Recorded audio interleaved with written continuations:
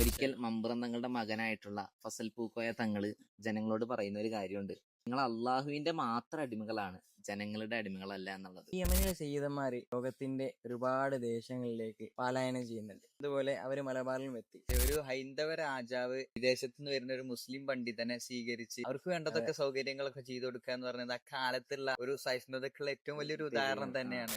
യമനിലെ വരണ്ട ഭൂമികൾക്കിടയിൽ ചെറിയൊരു ഗ്രാമമുണ്ട്, തരീം. അവിടുത്തെ സൂഫിയാക്കളും പണ്ഡിതന്മാരും നൂറ്റാണ്ടുകൾക്ക് മുമ്പ് അറബിക്കടൽ കടന്ന് മലബാറിൻ തീരത്തേക്ക് എത്തുകയാണ്. കേവലം അതൊരു യാത്രയായിരുന്നില്ല, മറിച്ച് മലബാറിന്റെ സംസ്കാരത്തെ, സാമൂഹിക അന്തരീക്ഷത്തെ തന്നെ മാറ്റിമറിക്കുന്ന വലിയൊരു വിപ്ലവത്തിന്റെ തുടക്കം കൂടിയായിരുന്നു. അപ്പൊ നമ്മൾ ഇന്നത്തെ പോഡ്കാസ്റ്റിൽ സംസാരിക്കാൻ ഉദ്ദേശിക്കുന്നത് മലബാറിലേക്ക് എത്തിയിട്ടുള്ള ഹളറമി പണ്ഡിതന്മാരുടെ വിപ്ലവ കഥകളെ കുറിച്ചാണ്. ഹളറമി സാദാത്യങ്ങളെ കുറിച്ച് പറയുന്ന സമയത്ത് പലപ്പോഴും ആളുകൾ വിചാരിക്കുന്നത് കേവലം അവരൊരു ആത്മീയ നേതാക്കളാണ് എന്ന് മാത്രമാണ്. പക്ഷേ ആഗോള തരത്തിൽ തന്നെ ഹളറമി ഡയസ്പോറ എന്ന് പറയുന്നത് വലിയ രീതിയിൽ തന്നെ പഠനവിധേയമായിക്കൊണ്ടിരിക്കുകയാണ്.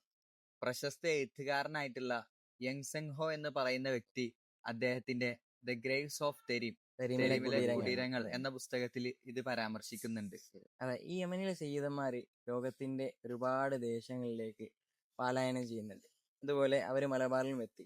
എന്നാൽ മറ്റുള്ളവരെ സംബന്ധിച്ച് നോക്കുന്ന സമയത്ത് ഈ ഒരു യമനി സയ്യിദന്മാര് അവര് നാട് വെട്ടിപ്പിടിക്കുക അല്ലെങ്കിൽ ഒരു സാമ്രാജ്യത്വ സ്വഭാവം ആയിരുന്നില്ല അവരുടെ രീതി.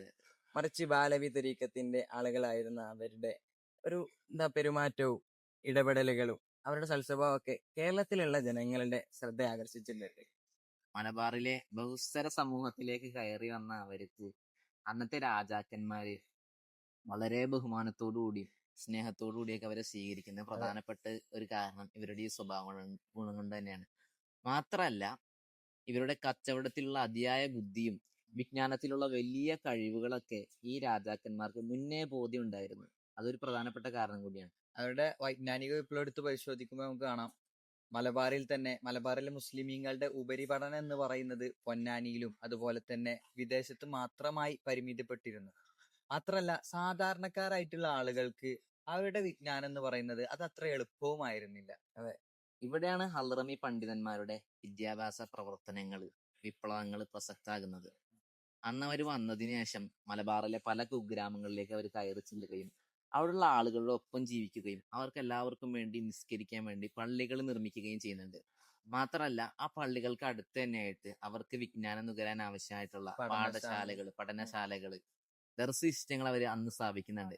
കേവലം മതപഠനത്തിനപ്പുറം മന്തിക്ക്, തർക്കശാസ്ത്രം, അതുപോലെ തന്നെ വൈദ്യശാസ്ത്രം, അറബി വ്യാകരണ ശാസ്ത്രം, അങ്ങനെ ഒരുപാട് ഇൽമുകൾ, ഒരുപാട് വിജ്ഞാനങ്ങളെ കുറിച്ച് അന്ന് അവിടെ നിന്ന് ആളുകൾ പഠിക്കുന്നുണ്ട്. അതെ, ഇതിന്റെ ഒരു മനോഹരമായ വശം എന്താന്ന് വെച്ചാല് അത് അവരിങ്ങനെ സ്ഥാപിക്കുന്ന വിദ്യാഭ്യാസ സ്ഥാപനങ്ങള് അത് പിന്നീട് സമൂഹത്തിന്റെ തന്നെ പൊതു ഇടങ്ങളായി മാറുന്നുണ്ട്.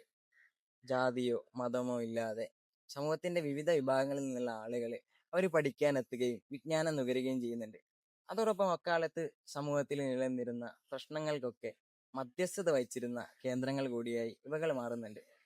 മറ്റൊരു പ്രധാനപ്പെട്ട കാര്യം, അന്ന് സാമൂഹികമായി വളരെ പിന്നോക്കം നിന്നിരുന്ന സ്ത്രീകൾക്ക് വിദ്യാഭ്യാസം ഒരുക്കുന്നതിൽ ആ ഹളറമി സയ്യിദന്മാര് വലിയ പങ്ക് തന്നെ വഹിച്ചിട്ടുണ്ട്.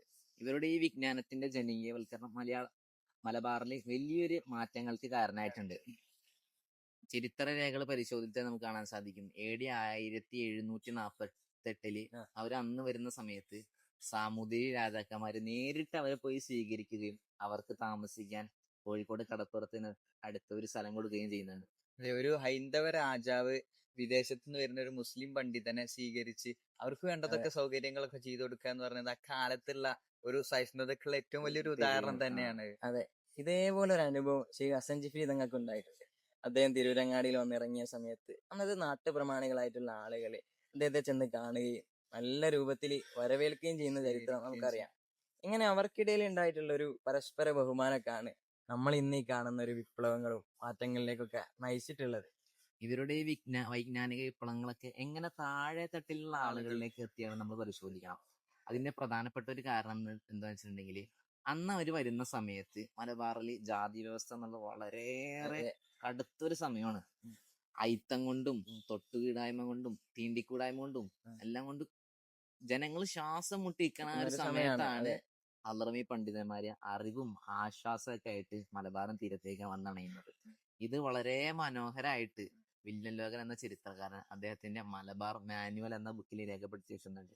അതെ, അലർമി സാദാത്യങ്ങളുടെ അരികിലേക്ക് വരുന്ന സാധാരണക്കാരായിട്ടുള്ള ആളുകൾ, അതിന് ഏത് മതസ്ഥരായാലും അവർക്ക് വേണ്ട കാര്യങ്ങളൊക്കെ ചെയ്തു കൊടുത്ത് അവരെ സ്വീകരിച്ചിരുത്തി അവരുടെ സങ്കടങ്ങളൊക്കെ പൂർണ്ണമായി കേട്ടുകൊണ്ട് അവർക്ക് അതിന് പരിഹാരവും പറഞ്ഞു കൊടുത്ത് ഇത്തരത്തിലുള്ള പ്രവർത്തനങ്ങളൊക്കെ അക്കാലത്തുണ്ടായിരുന്ന ജാതി വ്യവസ്ഥക്ക് വല്ലാതെ ശ്വാസം മുട്ടിപ്പിച്ചിട്ടുണ്ട് എന്ന് തന്നെ പറയാം. അതെ അതെ, ജാതിയോ മതമോ ഇല്ലാതെ ആളുകൾ എല്ലാവരും ഈ സെയ്തന്മാരുടെ അടുക്കലേക്ക് വന്ന ചരിത്രം നമുക്കറിയാം. അപ്പൊ മമ്പുറങ്ങളുടെ ഒരു ഉദാഹരണം എടുക്കുകയാണെങ്കിൽ അദ്ദേഹത്തിന്റെ ഒരു വിശ്വസനായിട്ടുള്ള കാര്യസ്ഥനായിരുന്നു കോന്തുണ്ണി നായർ. കോന്തു നായർ. അതെ, കോന്തു നായരുടെ കഥ നമ്മൾ നോക്കുമ്പോൾ മമ്പുറന്നങ്ങളുമായി നല്ല അടുപ്പം സ്ഥാപിക്കുകയും മമ്പുറന്നങ്ങളോടൊപ്പം ഒരു വലങ്കയായി ജീവിക്കുകയൊക്കെ ചെയ്തത് അക്കാലത്ത് സാമൂഹിക ഐക്യത്തിനുള്ള വലിയൊരു മാതൃക തന്നെയാണ്.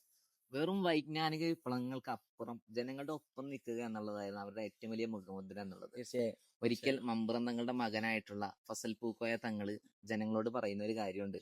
നിങ്ങൾ അള്ളാഹുവിന്റെ മാത്രം അടിമകളാണ്, ജനങ്ങളുടെ അടിമകളല്ല എന്നുള്ളത്. മാത്രമല്ല, അന്നത്തെ കാലത്ത് ഇതര മതസ്ഥരായിട്ടുള്ള സ്ത്രീകൾക്ക് മാറുമറയ്ക്കാനുള്ള അവകാശങ്ങൾക്ക് വേണ്ടിയുള്ള പ്രതിഷേധങ്ങൾക്ക് ഈ ഹളറമി പണ്ഡിതന്മാര് ആത്മീയമായിട്ടുള്ള ഭൗതികമായിട്ടുള്ള പല പിന്തുണകൾ അറിയിക്കുന്നുണ്ട്. അതെ.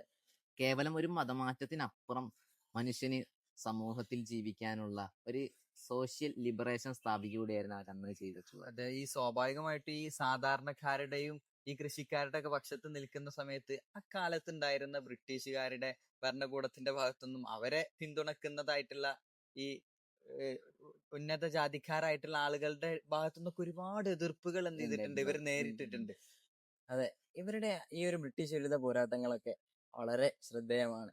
കേവലം ആയുധങ്ങൾ എടുത്ത് മാത്രം അവര് എതിരേടി എന്ന് നമുക്ക് പറയാൻ പറ്റില്ല. അതെ. മറിച്ച് അവര് ജനങ്ങളെ ഏകോപിപ്പിക്കുകയും അതുപോലെ ജനങ്ങളെ പ്രകോപിപ്പിക്കാൻ വേണ്ടി, അത് മമ്പ്രതങ്ങളുടെ ഒരു ഉദാഹരണം എടുക്കുകയാണെങ്കിൽ അദ്ദേഹത്തിന്റെ സെയ്ഫുൽ ബത്താർ എന്നൊരു കൃതിയുണ്ട്.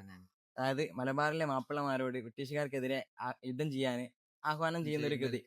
അപ്പോൾ അങ്ങനെ കൃതികൾ, ഗ്രന്ഥങ്ങൾ രചിച്ചും അവര് നല്ല രൂപത്തിൽ ഈ സാധാരണക്കാർക്കൊപ്പം നിൽക്കുന്നത് നമുക്ക് ചരിത്രത്തിലുടനീളം കാണാവുന്നതാണ്. അപ്പൊ മറ്റൊരു പ്രധാനപ്പെട്ട കാര്യം, ഇങ്ങനെ ഈ സെയ്ദ് ഫസൽ പൂക്കോയ തങ്ങളുടെ കാര്യം എടുത്തു നോക്കുന്ന സമയത്ത് അദ്ദേഹവും ഈ കർഷകരോടൊപ്പം നിന്നിട്ട് ബ്രിട്ടീഷുകാർക്ക് ഒരു വലിയ തലവേദന ഉണ്ടാക്കുന്നത് നമുക്ക് ചരിത്രത്തിൽ കാണാം. ഈ സയ്യിദ് ഫസൽ പൂക്കോയ തങ്ങളെ ഏകദേശം 1852 ബ്രിട്ടീഷുകാർ ഇത്തരത്തിൽ ഇങ്ങനെ തീവ്രമായിട്ടുള്ള പോരാട്ടങ്ങളൊക്കെ നടത്തിയതിന് ഫലമായിട്ട് അവര് നാട് കടത്താൻ നിർബന്ധിതരാകുന്ന ഒരു അവസ്ഥ കൂടി വന്നു ചേരുന്നുണ്ട്. ചുരുക്കത്തില് അവര് അന്ന് കാണിച്ചു തന്നിട്ടുള്ള സ്നേഹത്തിന്റെയും സൗഹാർദ്ദത്തിന്റെയും ഇതിന്റെയൊക്കെ വലിയൊരു മാതൃകകള് അതാണ് ഇന്നും നിലനിൽക്കുന്നത്. പാരമ്പര്യമായിട്ട് കേരളത്തിൽ നിലനിൽക്കുന്നുണ്ട്. ഇന്ന് കേരളത്തിലെ ഒട്ടുമിക്ക മക്കാമുകൾ നമ്മൾ പോയാൽ കാണാൻ സാധിക്കും. ജാതി മത ഭേദമന്യേ എല്ലാ ആളുകൾക്കും ഒരു ആശാകേന്ദ്രമായിട്ടാണ് ഇന്ന് കേരളത്തിലെ ബഹുഭൂരിപക്ഷ മക്കാമുകൾ നിലകൊള്ളുന്നത്. അപ്പൊ നമ്മൾ ഇന്നത്തെ പോഡ്കാസ്റ്റ്